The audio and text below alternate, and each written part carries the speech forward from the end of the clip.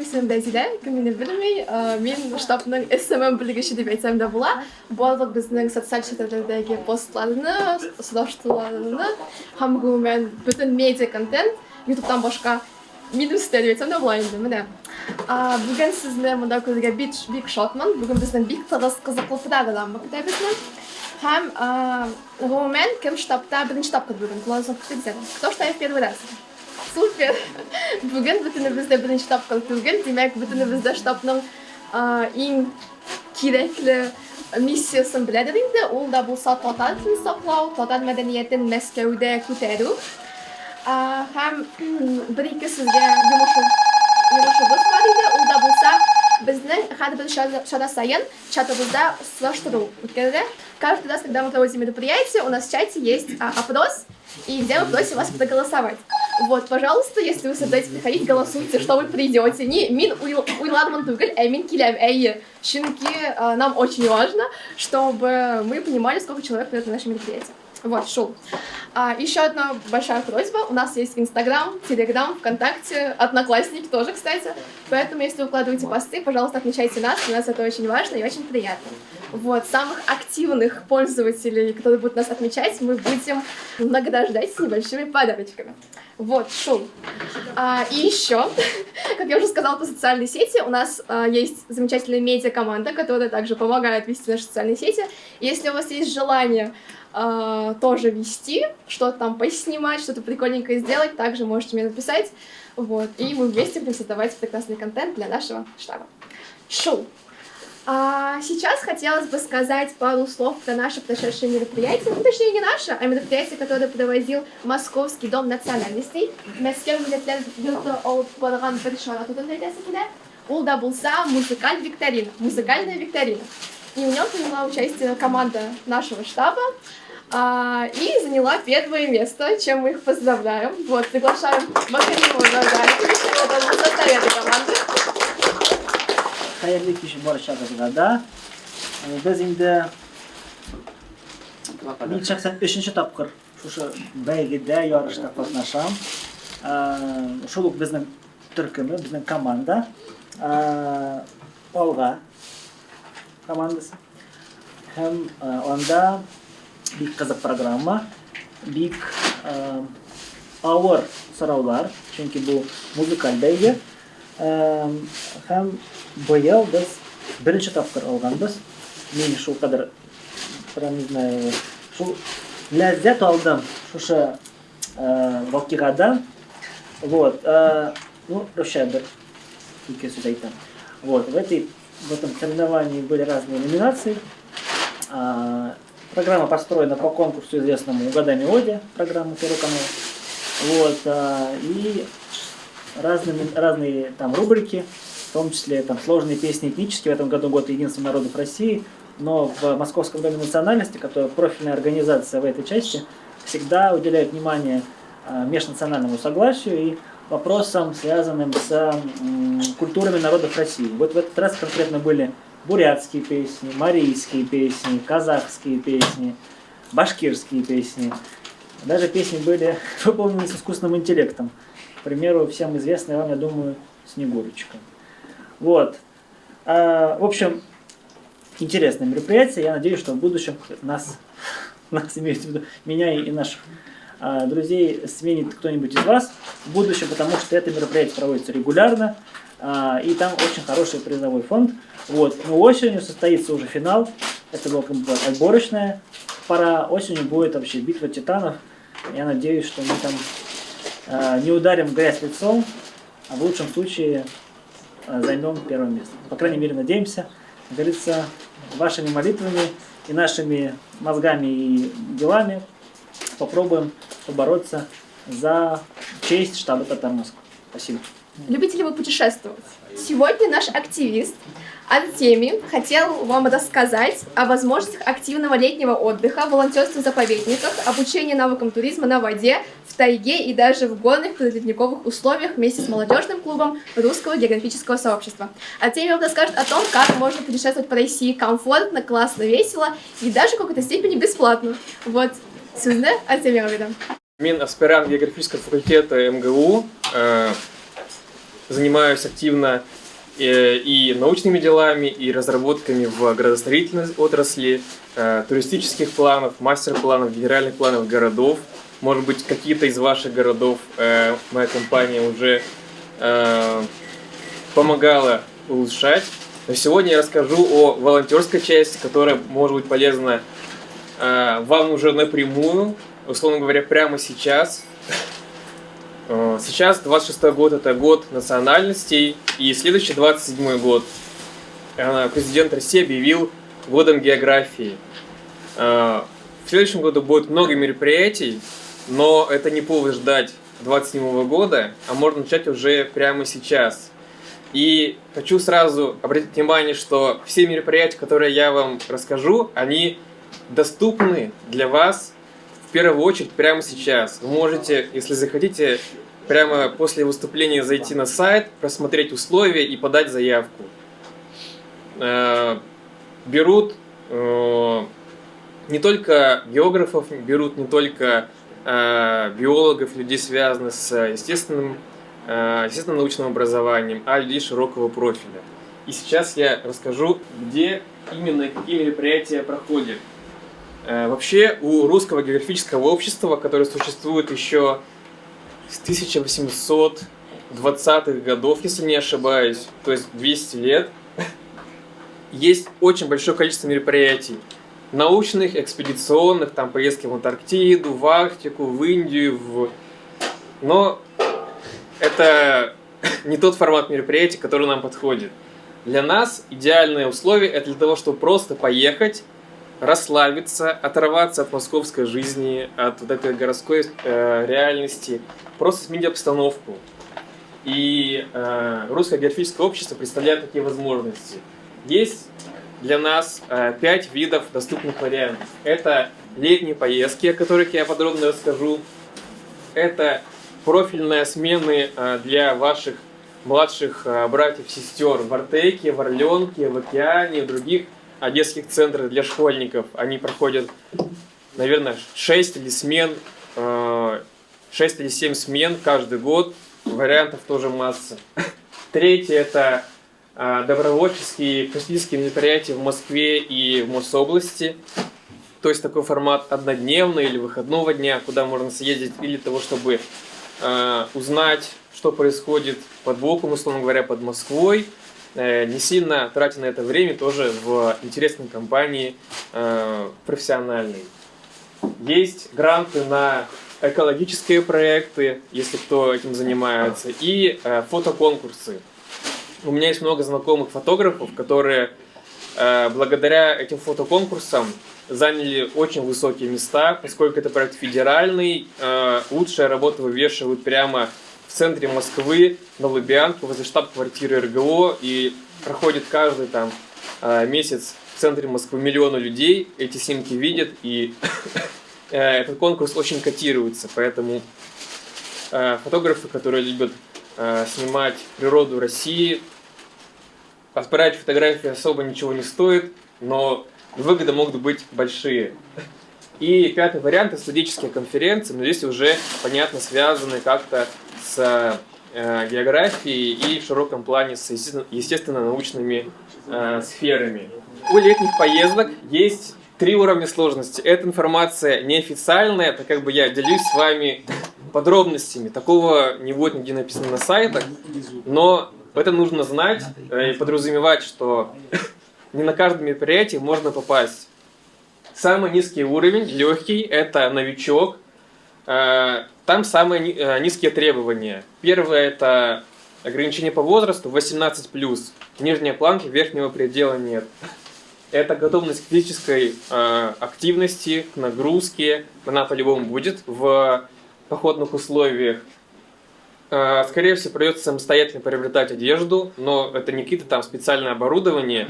И у многих, условно говоря, спортивные кроссовки наверняка есть. Этому уровню хорошо подходит природа безопасности. Второй уровень для более опытных или для более специализированных, например, фотографов, биологов, географов, экологов, историков, те, кто изучают природу в широком смысле. это проект «Заповедное дело». И третий уровень уже для про, и для меня это не самый доступный вариант, хотя я участвую уже в таких мероприятиях более 3 лет. Это научные стажировки, это разные зарубежные мероприятия и настоящая научная экспедиция длительностью более 14 суток. Так вот, природа безопасности. Это, по сути говоря, такой школа-лагерь на 10, где-то от 7 до 12 дней в разных регионах России. Есть, в этом году проходит 5 видов лагерей. Горный, водный, лесной, болотный и спелеологический. Суть в том, что собирается команда, для которой проводится очень много обучающих мероприятий, как правильно вести себя в соответствующих условиях. Это правила там, преодолевания трудностей, первая помощь, организация там, полевых лагерей, в принципе, общение в команде. То есть именно как-то, говорится, soft skills здесь развиваются. Направлены они не на освоение навыков тяжелых, каких-нибудь там научных, или навыков подъема по скале. Этим занимаются альпинисты. Здесь уровень именно такой подготовительный на набор команды, на привлечение внимания, для того, чтобы помочь там, раскрыть ваш какой-то потенциал или реализовать ваше желание поучаствовать в этой команде. И они проходят в 5 прекрасных регионах России. В Республике Алтай, в Нижегородской области, наверняка здесь те, кто из Нижегорода приехал, сегодня есть. В Карелии, в Томской области и в прекрасном Башкортостане. Как это проходит с точки зрения организации? Вы подаете заявку, у каждой заявки есть срок, где-то за месяц или за 2 заявка закрывается. На нее нужно потратить где-то час, чтобы все оформить. Вы тратите час на оформление заявки, дальше ждете ответа и получаете положительный, я надеюсь, положительный ответ. Что происходит дальше? Команда организаторов, профессиональных, которые занимаются уже этим многие лет, она берет на себя почти все обязанности.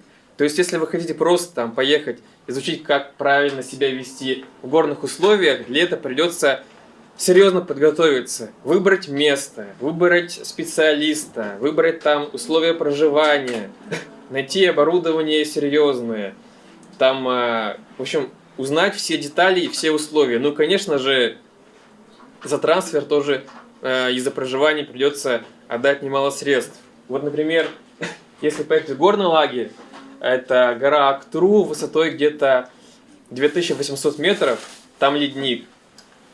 Для того, чтобы туда добраться из Москвы, там прожить неделю, с человеку идет, я думаю, где-то 1150, а может быть больше. Потому что это условия не около города, не около дороги, они около ледника. Если вы подаете на природу безопасности, то вы тратитесь, и вообще ваша забота только перелет до места сбора. Например, города Горно-Алтайск или до Нижнего Новгорода, до Петрозаводска, если в Карелии, до Томска. Сейчас стоимость таких билетов туда-обратно от 10 до 30 тысяч. Но все остальное, все там сотни тысяч, которые требуются для организации основной части, РГО берет на себя. Проект «Заповедное дело». В нем есть 3 формы участия. Как эко-доброволец, как медиа-доброволец, как научный доброволец. Скорее всего, нам подойдет формат эко-добровольца. Это человек, который, по сути говоря, работает руками, он выполняет задачи, которые нужны именно заповеднику, поскольку заповедное дело проходит в особо охраняемых природных территориях. Расскажу, как это проходило у меня на Алтае. Я ездил туда 2 раза, в 23-м году, в 24-м. Это, может, если вы смотрели в анонсе ролик, просто какая-то мечта. Степь, кругом ничего, просто вот трава такая желтенькая. Вокруг тишина, пустота, ни звука, только ветер жужжит. Вдалеке в горизонте слева и справа безлесные горы. И ощущение, как будто вообще вокруг больше ничего не существует. Вы как в подводной лодке или как в космосе, как на Луне. Такие же ощущения. Полностью закрытого пространства. Это одно из тех мест, где можно организовать заповедники, поскольку там мало людей. И мы помогали, по сути, тем, что умели сами. Какая-то часть команды ездила на буханке с мешками соли для того, чтобы оставлять в специальных местах соль на зиму, на весь сезон до следующего года для оленей, для баранов, для местных барсов. Кто-то помогал с обустройством базы, это деревянная работа, там кто-то красил, разукрашивал стены у домиков, наши художники этим занимались. В Калининградской области была другая специальность, там мы проводили полевые работы для создания новой особо охраняемой природной территории и проводили тоже, по сути, полевые исследования. Ничего сложного нет, под руководством организаторов все выполнимо даже без особых навыков. И туда большой конкурс. Туда податься будет сложно. Вот я сейчас подал заявку на Чукотку, тоже на создание заповедника возле города Анадырь, на горе Святого Дионисия. По сути говоря, вот стоит 500-метровая гора, слева тундра, справа бескрайний Тихий океан, вдалеке где-то виднеется Анадырь, вот несколько домиков, где вы можете прожить, но все это время проводить, при погоде примерно как сейчас, ветер, плюс 5, плюс 10, то есть не самый комфортный вариант для таких более опытных. И команда там маленькая, 5 человек, потому что далеко. А доступные варианты какая-нибудь Калужская область, Костромская, Тамбовская, это то, с чего можно начать, если у вас есть такое желание. Вот еще парочка таких слайдов со стажировок экспедиции. Удалось съездить в Сербию на научную стажировку, и проходят они регулярно, где-то каждые 2 года, международные стажировки с филиалами Русского географического общества за рубежом.